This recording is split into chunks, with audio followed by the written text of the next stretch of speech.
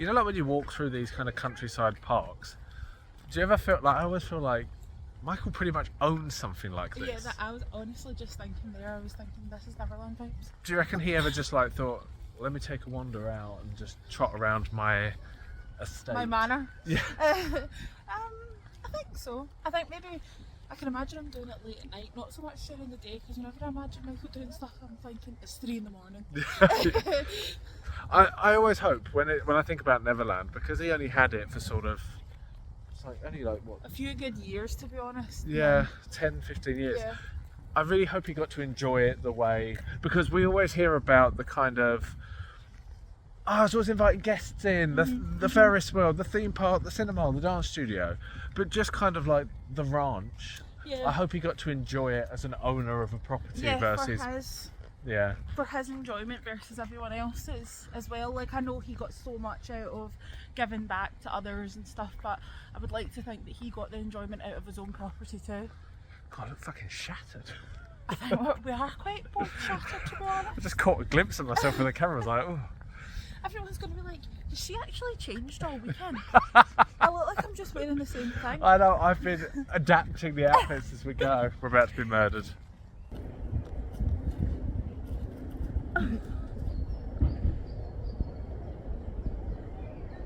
This is Pez's first time seeing Highland cows. Yeah. Anyway. What are you saying about our Glasgow weather? The Glaswegian weather, that even when it's really nice out everywhere, you look and then you'll find a threat like there.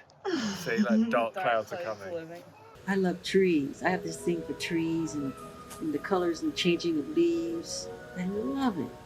So we're heading off to Glasgow Green now to try and work out where Michael was on the Dangerous tour, where the stage was, which should be interesting.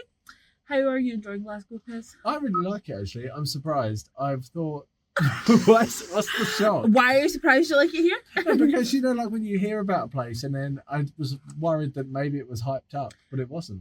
Who did the hyping up? Because it surely wasn't me. It certainly was you. What did I say that was so great? Well, you've been encouraging me to come up for ages. You wouldn't do that. Yeah, unless but you I like didn't it, right? say... Moving on. There's been a few developments since we last recorded. What are you thinking about all the new biopic pictures, everything that you've seen online? Do you know, I'm really glad they're actually including what looks like the 93 raid, because I was worried that they may have ended after 92. But I do think to include this is a really pivotal moment, and it's going to show, I hope it's finally going to set the record straight. I do, however, I'm putting this prediction out here now. I think there's going to be a moment or a scene in that 93 bit where Michael goes, "Somebody get me Branca." I'm telling you it's going to happen. Well, if that happens, that'll ruin another moment that should be about Michael. But yeah, I think seeing the pictures that we've seen so far, I'm really happy that they're including the raid. I think it's important that the biopic doesn't skim over things that shouldn't be shied away from. Yeah, I mean, I wish they would stop spoiling it a little bit. It's kind of a, like, I want to see the pictures, but at the same time, I'm like, I want to... Oh, we literally said yesterday, we were like, we're going to feel like we've seen all this before we've actually seen it, because I feel like there's been pictures of every scene. But I would like to see a little less updates, just so that we get some surprise. But then maybe all the surprises are going to be in like the recreation of concert footage or the performance aspects. Yeah, and I mean, I think the mystery remains that we still actually don't know a lot about Jafar and what ways he'll be playing Michael and his movements and the way he's going to talk and stuff. So there is definitely a lot of surprises to come with it, I would say. I did see a thing online recently that maybe Frank DeLeo won't be included. I can't see how they're going to do a big piece on the bad era and not include Frank DeLeo. Yeah, to me it seems almost crazy to not include Frank. It doesn't look like at this stage that he's going to be. And I know that they don't always shoot in order, but we seem to know a lot of other characters now. So to not have him, there's also talks of Rami Malek coming back in. I saw this, that the rumour is that Rami Malek will come and meet Michael in the studio to do maybe State of Shock or something. I think in terms of crossover, yeah, that's going to be brilliant. That would be amazing to see. Just bring in, what's the guy that did Elton John as well? Taron Egerton. Thanks, Connie. Yeah. Bring him in. Like, we could have a full-on crossover moment. Oh, yeah. And I think that would kind of set the MJ biopic as supremacy. Like, what about if Lisa Marie has flashbacks and it's Austin Butler as Elvis? Oh, now that I'm all over that. No, I think that would actually be the first biopic I think to do. Well, Queen biopic did it, but it was like the back of Michael's head, right? So they reshot that scene, but had the front with Yeah. Jafar. It would be so good. Yeah, I love it. I love a good crossover moment. Like Yeah, where the characters- multiverse. Yes, love it. The MJ multiverse. Yeah. No, there has been a lot of kind of exciting developments since we last spoke to you guys. So yeah, it's good to have a wee catch up. And obviously, we did have plans for 6 or 7 episodes that we'd already shot and was in the process of editing. But as you know, we are all changed at the moment, and so we can't use most of those. It is a shame because we did have a lot of footage that we thought was going to be used over the next few months that now it's just not possible. We have looked at ways that we could use bits of it, but I think it was such a solid conversation that it doesn't work unless it's put out in its entirety. So really, we just had to kind of leave it. Yeah, which is a shame, but we'll work around it. Yeah, and it leaves the space for more developments. I mean, we did a whole piece on the catalogue sale. Yeah. And I'm sure when more details of that come out, now I know that BG has kind of said, you know, I'll leave this alone. Because I think before it was Paris and BG and Prince and Branca. And now I understand that BG's kind of just sort of said, I'll just sort of step out the way. So I think now that more developments are coming into the picture, it's probably better that we do wait to discuss the catalogue until we have more information. I think this is the thing that we're slowly starting to realise with this channel is that even though we've already done a video on it in a few months, there's going to be even more to discuss in certain topics. Yes, can we just have a Michael Jackson linear that just stays on one path and stops diverting off and making us annoyed every time? It's just not going to work. So if there is actually any videos that you guys would like our updated opinions on or would like to be part of the conversation on, let us know in the comments as well what you would think of that. Yeah, and I think the next thing we have coming up is obviously we're planning our musical rounds table. Yes. So interestingly, we've had more people come forward that have loved it, but also people that have disliked it. Yeah.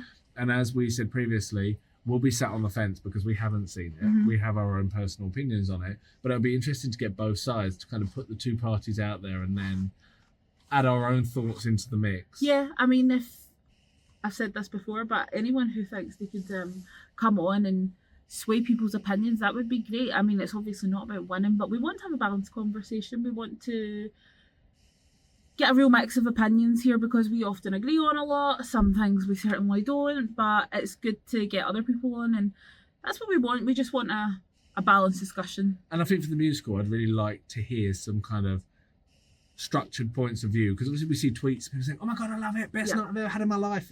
Like, okay, chill out.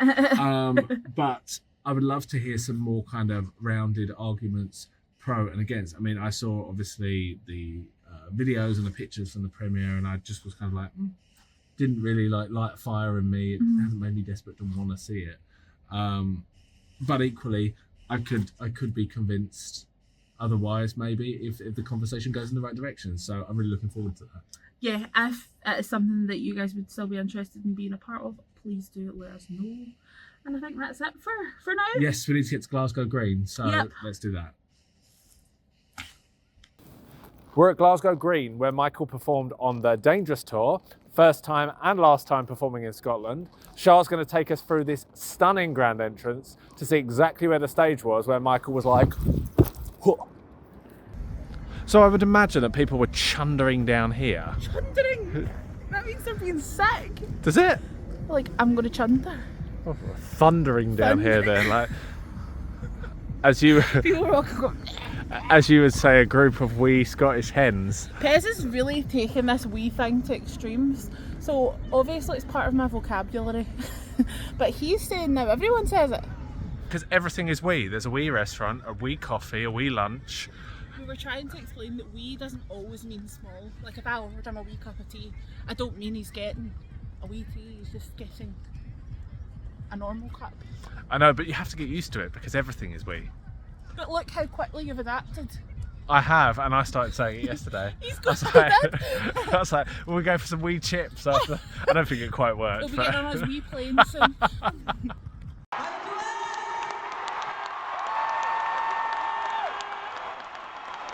So we've had a walk around the Glasgow Green here, and by process of elimination we think that the concert was on this part of the field.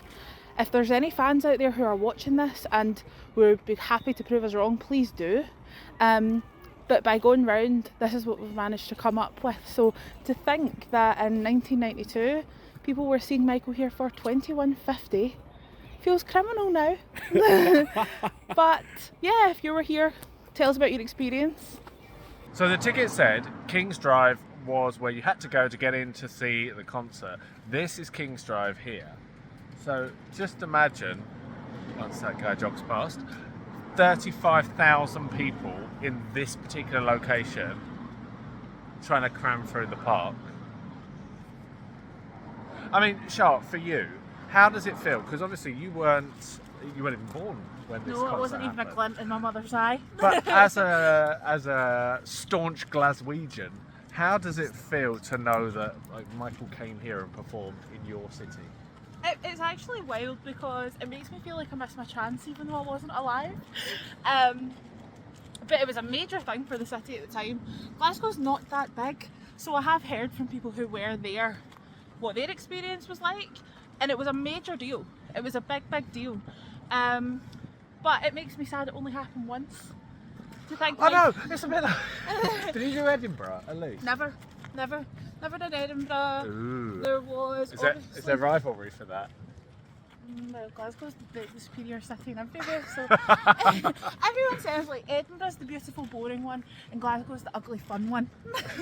So you can attest, you've been to both. I have been to both, and I think... Back to you. Alright, Char, tell us where we are.